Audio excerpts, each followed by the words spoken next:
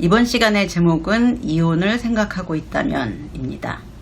만약에 이 제목을 보고 들어오신 분이 있다면 아마 한 번쯤은 이혼을 생각해 보시지 않았을까 하는 생각이 드는데요. 사실 결혼 생활을 하면서 한 번이라도 이혼 생각을 하지 않은 사람이 있을까요? 예, 만약에 있다면 아주 소수거나 아니면은 심각하게 이혼을 고민했던 그 시간들이 이제 지금은 별거 아니구나 싶어서 잊어버린 분들일 거라고 생각이 됩니다. 저도 물론 이혼 생각을 했습니다. 이혼을 해야지 이런 생각보다는 그냥 사소한 일이 생겨도 이혼해야지, 이혼이 답이야, 이혼할 수밖에 없어, 뭐 이제 이런 무수한 혼자만의 이혼 생각을 했었던 것 같고요. 뭐 그 기회를 어찌어찌 넘기다 보니까 결혼하고 한 26년이 된 것 같습니다. 아마 결혼 초에 훨씬 더 많이 이런 생각을 했던 것 같아요. 서로 맞춰가는 과정에서 다툼이 생긴다든지, 아이를 키우면서 뭐 서로 의견이 안 맞는다든지, 생각보다 가게를 끌어가는 게 쉽지 않구나 하는 그런 경험에 부딪히면서 이게 어떤 내 삶에 내가 당면한 문제라기보다는 상대방 때문에, 내가 남편을 잘못 만나서, 저 남자가 무능해서, 저 남자가 내 마음을 알아주지 않아서, 그래서 왠지 이혼하면 문제가 해결될 것 같은 그런 생각들을 많이 했던 것 같습니다. 아마 여기까지는 많이 겪으셨을 거예요. 그래서 이번 시간에는 조금 더 현실적인 얘기를 이제 해볼까 합니다. 저도 예전에는 자식 때문에 이혼을 못해, 너네 때문에 살았어, 뭐 이런 분들을 보면 그건 핑계지, 왜 자식 얘기를 해, 자기 삶을 살면 되지, 이제 이렇게 생각을 했는데요.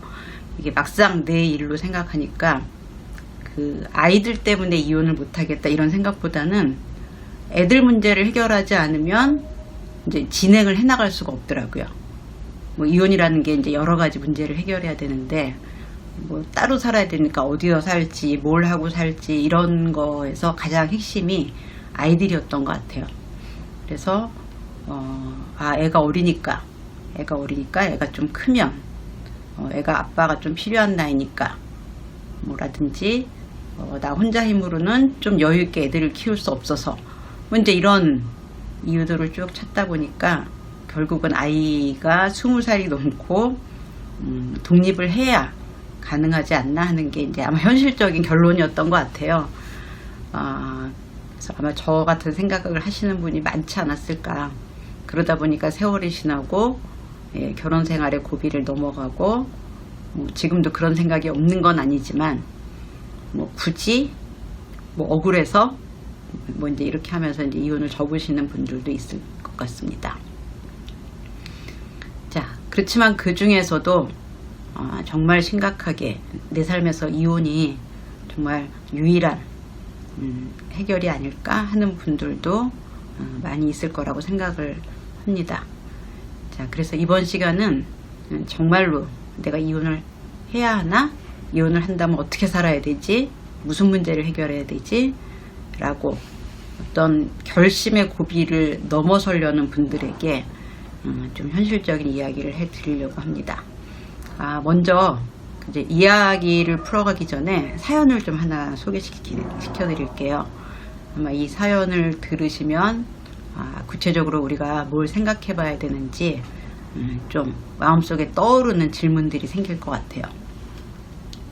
자, 사연은: 현재 저는 6살 남자아이를 키우고 있는 워킹맘이며 5년 전에 이혼했습니다.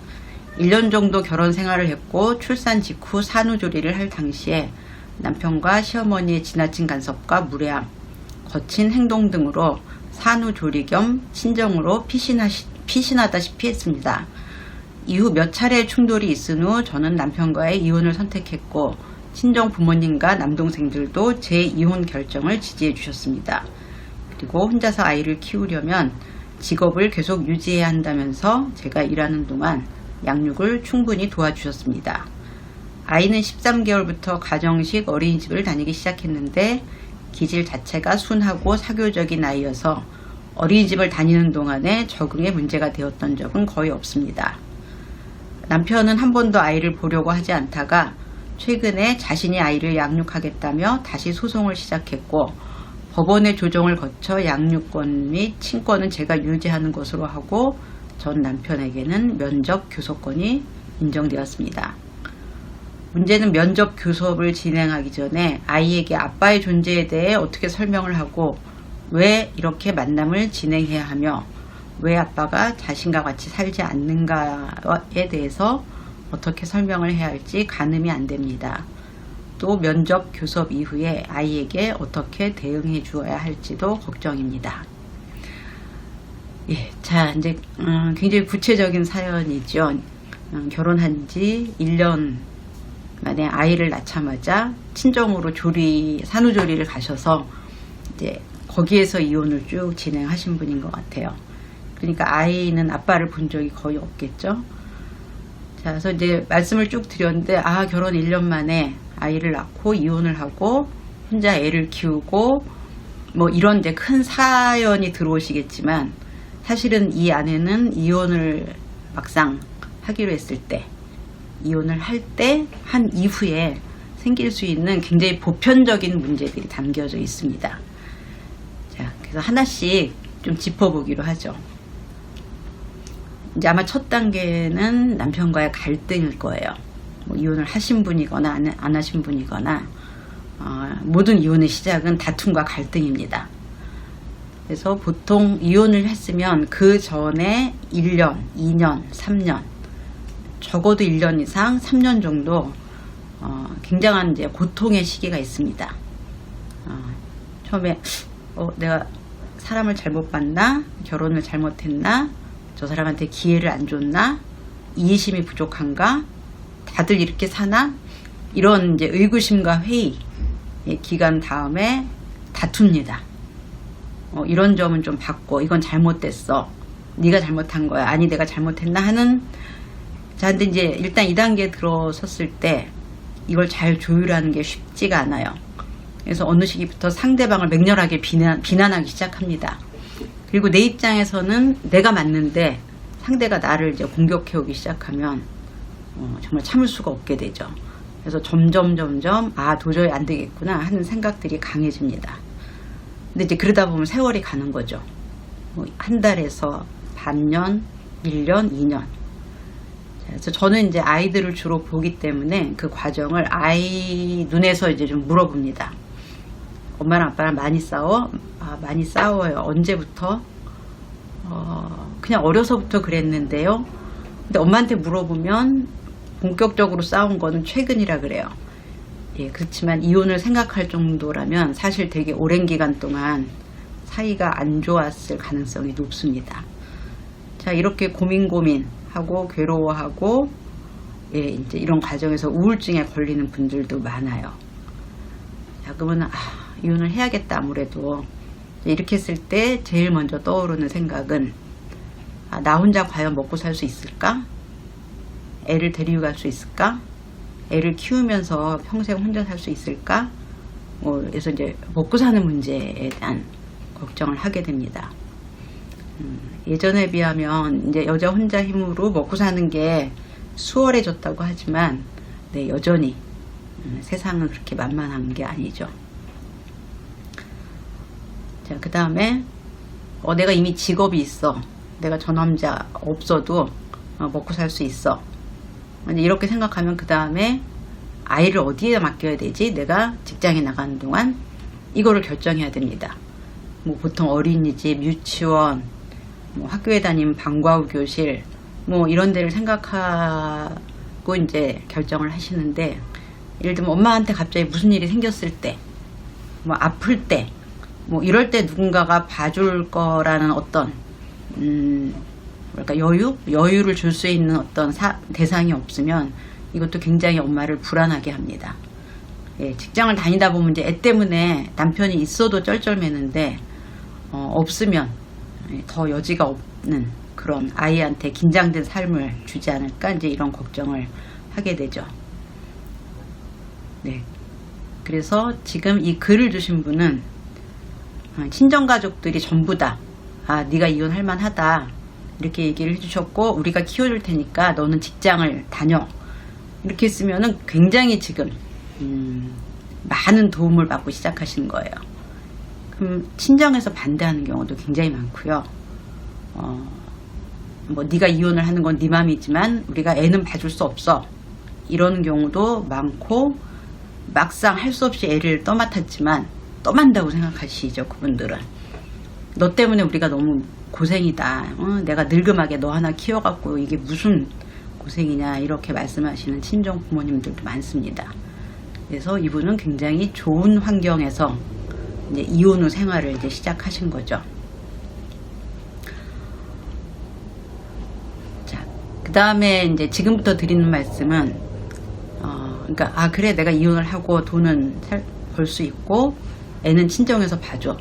이제 여기까지는 머릿속에서 이제 해결이 됩니다. 그리고 이제 자신이 생기죠. 자, 지금부터는 전혀 상상하지 못했던, 직접 그 과정에 들어가지 않았으면 전혀 상상할 수 없었던 문제들입니다. 자, 내가 남편한테 이혼을 해. 우리 이혼해. 같이 안 사는 게 좋을 것 같아. 애는 내가 키울게. 라고 얘기를 했을 때, 그래, 그거 좋은 것 같아. 나도 그렇게 생각해. 애는 네가 키워. 라고 말하는 남편은 거의 없습니다. 난 잘못한 게 없는데 잘못된 게 있으면 네 탓이잖아. 그리고 애를 왜 네가 키워? 네가 무슨 자격이 있다고. 뭐 이제 이런, 이제 여기서부터 온갖 진흙탕 싸움이 시작됩니다.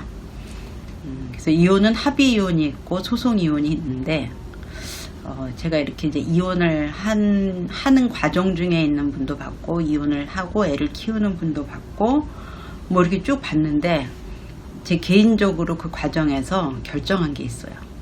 난 이혼을 하면 합의 이혼을 하지 절대 소송 이혼은 안 한다. 소송 이혼은 이제 양육권이나 뭐 이런 이혼을 할 것인가 말 것인가, 이혼에 동의를 하나 안 하나, 와 양육권을 누가 가질 것인가 하는 거에 대한 정말 진흙탕 싸움입니다. 그리고 양육권을 갖는다는 건, 내가 여태까지 키웠어. 뭐 내가 엄마고 뭐 네가 한 게 뭐 있어? 이런다 해서 양육권을 주지는 않아요. 이를테면 나는 애를 잘 키웠고 상대방은 부모로서 자격이 없다는 걸 근거를 갖고 입증을 해야 됩니다. 그 근거라는 건 뭐 예를 들면 밤에 일찍 온 적이 없다, 놀아준 적이 없다, 뭐 이런 거는 근거가 될 수 없어요. 근거는 한 요 정도면 되는 것 같아요. 아빠가 애를 때렸어. 그래서 아동학대로 신고를 했어. 그래서 그게 경찰에도 그렇고 병원에도 기록이 남아있어. 이 정도면 확실합니다. 그렇지만 이런 거 갖고도 사실은 내가 때린 게 아니라 뭐 엄마가 때렸다 뭐 이렇게 하면서 진짜 이런 이제 상대방이 나를 고소하면서 쓴 내용들을 보면 자다가도 벌떡벌떡 일어나요. 뭐 지가 이랬는데 이랬다고. 그래서 내 악몽을 평생 꾸시는 분들이 많습니다. 화병이 되죠. 자다가도 그 생각을 하면 벌떡 일어납니다. 자, 그래서 여러 번 이제 포기하고 싶고 그만두고 싶은데 다시 살 수는 없으니까, 그래서 어찌어찌 소송이 끝나고 엄마한테 이제 양육권이 주어집니다. 그럼 이제 살 것 같다는 생각을 해요. 근데 그 과정에서 뭐 재산 뭐는 그냥 포기하는 게 편하다고 말씀하시는 분이 많아요. 그리고 몇 푼 더 받겠다고 6개월 더 소송을 한다, 한 번 더 법원에 간다, 이런 것들은 정말 끔찍한 일이고 포기하길 잘했다, 이렇게 생각을 하시는 분들이 많더라고요. 그래서 이제 이 과정이 끝나고 나하고 애하고 같이 살 수 있게 됐고, 내가 직장도 다니고 애를 맡길 때도 결정됐어. 자, 이제 여기까지 가면 살 것 같은 느낌이 들어요. 드디어 자유가 됐구나. 애랑 나랑 둘만 행복하면 되는구나. 이렇게 생각을 하시는데, 자, 이제 요 고민을 주신 분도 이제 그 다음 단계의 어려움에 봉착하신 것 같아요. 요즘은 부부가 이혼을 해도 아이에게는 양쪽 부모를 다 만날 권리가 있기 때문에 면접 교섭권이라는 게 있어요. 예를 들면 엄마가 애를 키우기로 했을 때 아빠는 얘를 키울 수는 없지만 아이를 볼 수 있는 권리가 있고, 그걸 면접 교섭권이라고 합니다. 그리고 법원에서는 보통 이거를 한 달에 2번, 어릴수록 자주. 그래서 2주일에 한 번 주말에 아빠를 만나서 토요일을 같이 보내거나 토요일을 만나서 일요일날 돌아오는 정도의 그 만날 권리를 이제 허락을 합니다. 자, 근데 이제 이 사연을 주신 분은 아기를 낳자마자 친정에 갔기 때문에 아기는 아마 태어나자마자 아빠를 못 봤겠죠. 그리고 한 20개월가량 그 아빠가 그 이혼 소송 기간에도 면접 교섭권이 있습니다. 뭐 이혼 과정 중에 한쪽 부모가 데리고 있으면 다른 쪽 부모는 애를 못 보잖아요.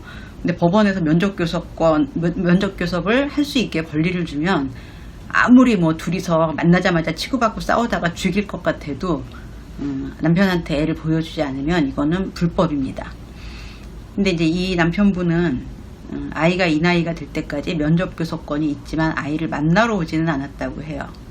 그러니까 이 인간은 자식도 모르고 관심도 없고 지 자식 모른 척하는 놈이야.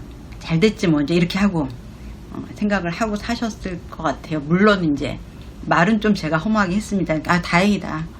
뭐 아빠 없다고 생각하고 살면 되지. 근데 이제 늦게 나선 거죠, 아빠가. 근데 이제 저런 경우도 굉장히 많아요. 초반에는 뭐 이제 그냥 남편이 나쁘다고 가정을 하죠. 남편이 나쁜 것 같긴 하지만 이게 초반에는 남편이 남편 정신도 없고 결혼한 지 얼마 안 되지도 않은데 뭐 내가 결혼한 여자가 정말 이상하고 뭐 애를 낳더니 갑자기 사라졌어. 그리고 나한테 이혼을 하재. 그래 간도하고 이제 모든 거를 이렇게 다 했다가 남자 입장에서도 어느 날 이제 화가 날 때가 있어요. 화가 자주 나죠. 날 때가 있는 게 아니라. 그래서 내가 왜 이혼을 당해야 돼? 내가 왜 애를 뺏겨야 돼? 이런 생각을 합니다. 그리고 남자들은 대부분 이제 이혼을 자기 인생의 실패로 받아들여요.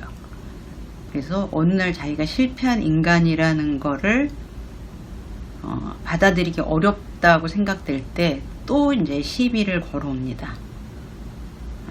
이제 법원에다 다시 이제 변호사를 써서 소송을 거는 거죠. 나는 예전에는 내가 양육권 포기했지만 아니다, 나 포기하지 않겠다. 이렇게 해서 뭐 친권, 양육권 이제 뭐 이런 거를 다시 법원에다가 이제 소송을 걸어서 또 긴 싸움이 시작됩니다.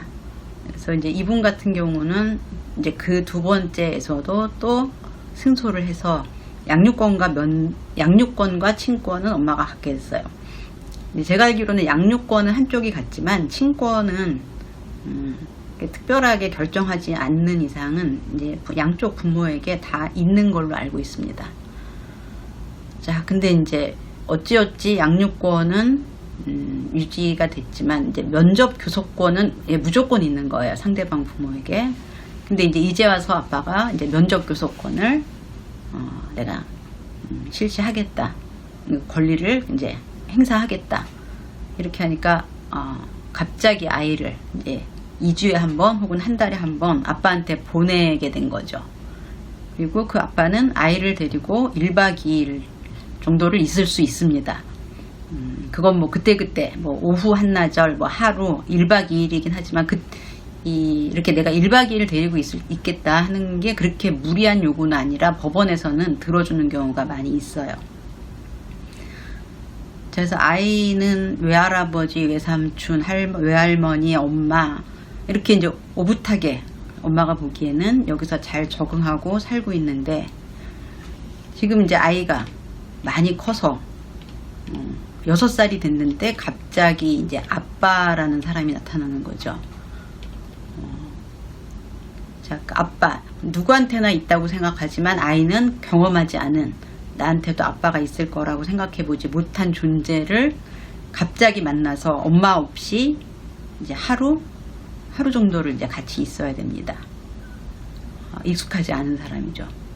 자, 이때 사실은 아이보다는 엄마한테 굉장히 큰 혼란이 옵니다. 애한테 뭐라고 설명해 줘야 되지? 상처가 되지 않나? 얘가 가서 또 무슨 얘기를 듣지? 엄마에 대해서 불신을 키우게 되지 않을까? 뭐 이런 굉장히 이제 이혼할 때와는 굉장히 또 차원이 다른 걱정이 가득해집니다. 그리고 면접 교섭은 지금부터 시작돼서 이 아이가 성인이 될 때까지 이어지는 거기 때문에 사실은 아빠가 나의 남편은 사라졌지만 아이의 아빠는 계속 남아있는 거고 아이를 통해서 정말 그렇게 원수 같아서 헤어졌던 그 남자와 평생 끊을 수 없는 그런 관계 속에 있구나 하는 이제 뭐 그런 굉장히 심란한 생각들이 들죠. 그리고 사실 양육비도 굉장히 사람 치사하게 만드는 그런 그 문제예요. 뭐 여러분들이 매스컴에서 많이 봤겠지만 양육비를 주라고 법원에서 판단을 내려도 안 주면은 어떤 거기에 대한 강제적으로 뭘 할 수 있는 그런 방법이 없습니다. 그리고 양육비는 한 30에서 50 정도예요, 한 달에. 이게 물론 이제 합의하기에 따라서는 뭐 더 많이 이제 받는 걸로 합의할 수 있지만 사실은 이혼하고 양육권을 주면서 돈을 많이 주려고 하는 남자는 별로 없습니다. 근데 내가 이 사람 양육비도 제대로 안 주는데 애는 만나게 해줘야 돼. 뭐라든지 양육비를 꼴랑 받아봤자 얼마 안 돼. 저 인간은 잘 사는 것 같은데. 뭐 이제 이런 복잡한 감정도 이제 애가 막상 아빠를 만나게 될 때 엄마로 하여금 굉장히 이제 혼란스러운 감정을 갖게 합니다. 자, 복잡하죠. 그냥 이혼을 하고 내가 애를 키우면 되는 줄 알았는데 그래서 만일 지금 이혼을 생각하고 있는 분들이 있다면 사실은 이 전체 과정에 많은 일들이 나한테 생길 수 있다 이거를 미리 생각해 보는 게 막상 그 과정에 들어갔을 때 도움이 됩니다. 그리고 굉장히 나의 지원군을 많이 만들어 둬야 돼요. 뭐 가족, 친구, 친지, 또 필요한 전문가들, 뭐 예를 들면 변호사도 그렇고 저는 상담하는 저 같은 사람도 같이 도와주면 훨씬 더 이 과정을 수월하게 넘어가는 것들을 많이 봤습니다. 왜냐면 이 복잡한 과정 때문에 이혼을 하지 않고 사는 게 너무 불행한 분들도 많이 봤거든요. 그래서 이혼을 하려면 정말 잘 준비가 돼서 이 과정에서 무너지지 않고 아이하고 그 문턱을 넘어가야 되는 거고, 그 다음에 이 문턱을 넘어갈 준비가 아직 되어 있지 않다면 그 문턱을 넘어갈 수 있는 어떤 준비를 하고 힘을 갖추는 게 좋다는 거죠. 네. 뭐 그냥 사람 일은 어쩔 수 없는 것 같아요. 이혼이 좋다 나쁘다, 아이한테 도움이 된다 안 된다, 이혼을 했었으면 어땠을까 안 했으면 어땠을까, 이런 것들은 이제 별로 만약에는 별로 삶에 도움이 되지는 않는 것 같아요. 결정을 하고 그 다음 단계를 밟아 나가는데 또 언제라도 중단할 수 있습니다. 근데 예를 들면 내가 싸움을 시작했으면 최선을 다해서 싸우고 그래야 저도 후회가 크게 남지 않는다는 겁니다. 좀 심란한 얘기를 많이 했는데요. 그냥 마무리는 제가 이 어머니한테 써서 보내드린 답글을 좀 읽는 걸로 맞춰보겠습니다. 자, 이혼을 하면 면접 교섭이 이루어지는 것은 당연한 일인데 어머니 입장에서는 그동안 면접 교섭이 이루어지지 않다가 막상 상대방에서 실행을 한다고 하니까 당연히 불안하게 느끼는 것 같습니다. 자, 우선 아이는 지금까지 아빠가 없었기 때문에 아빠가 갑자기 나타난다고 해서 크게 마음으로부터 동요하지는 않습니다. 그저 낯선 어떤 아저씨를 아빠라고 하니까 그런가 보다 하는 정도죠. 엄마처럼 마음이 복잡하거나 불안하지 않습니다. 그리고 아이에게는 이 정도로 설명하면 됩니다. 너한테는 아빠가 있는데 사정이 있어서 엄마와 따로 살았어. 지금 아빠가 너를 보고 싶다고 하니까 한 달에 한 번 아니면 2번 정도 아빠를 만나서 같이 시간을 보내게 될 거야. 그때 엄마는 어디에서 뭐 예를 들면 집에서 너를 기다리고 있을 거고 네가 필요할 때 엄마한테 전화를 할 수도 있어. 뭐 이제 이렇게 하면서 엄마가 어디 있는지 뭘 할지 내가 엄마하고 어떻게 접촉할 수 있을지를 알려주는 게 굉장히 중요합니다. 자, 그래서 이렇게 할 거고 다음에 뭐 이를테면 이번 주 토요일이라 만나기로 했는데 너 궁금한 거 있어? 그럼 엄마한테 물어볼래? 그러면은 많은 애들이 그러면 엄마한테 언제 와? 뭐 이런 것들을 많이 물어봅니다. 그래서 아빠랑 언제까지 있다가 언제는 엄마한테 오는데 엄마가 어디까지 데리러 갈 거야? 네, 이제 이런 이야기들을 해주시면 됩니다. 예상치 못한 상황이 생길까 걱정이 될 수도 있는데 혹시라도 그렇게 되면 다시 소송을 해서 면접 교섭을 막을 수 있을 겁니다. 자, 이 이야기는 면접 교섭을 하러 데리고 갔다가 안 보내는 경우가 간혹 있어요. 감정적으로. 그러니까 애한테 이제 막 뭐랄까, 아빠는 너랑 정말 살고 싶었는데 뭐 엄마가 그걸 막았고 이렇게 하면서 이제 막 압박을 가해서 뭐 애가 가기 싫어해 하면서 안 보내는 경우도 사실은 있는 게 현실입니다. 자, 그래서 이런 일이 생길까봐 굉장히 불안하죠, 엄마 입장에서는. 자, 그렇게 되면 한시적인 혼란이 생길지라도 빨리 개입을 해서 다시 소송을 해서라도 면접 교섭을 막을 수 있습니다. 그래서 우선은 짧고 안정적으로 아이가 아빠를 만날 수 있는 환경을 만들어 주세요. 네, 제가 이제 이 답글을 보냈는데, 네, 이미 지금쯤은 이제 면접 교섭을 한 번 정도는 하지 않았을까 하는 생각이 듭니다. 자, 그래서 이 상담글을 보내신 분께 말씀드리는 걸로 이번 시간을 마치겠습니다. 자, 엄마는 분명히 많은 시간 고민을 거쳐서 어머니 자신과 아이를 위해서 최선의 선택을 하셨을 거라고 생각합니다. 자, 엄마가 아이를 사랑하는 마음으로 최선을 선택했다면 아이는 불안하지 않게 자랄 수 있어요. 그래서 무슨 일이 있으면 잠시 흔들리고 동요될 수는 있지만 빨리 제자리를 찾으면 아이와 함께 행복한 삶을 살 수 있으실 겁니다. 감사합니다.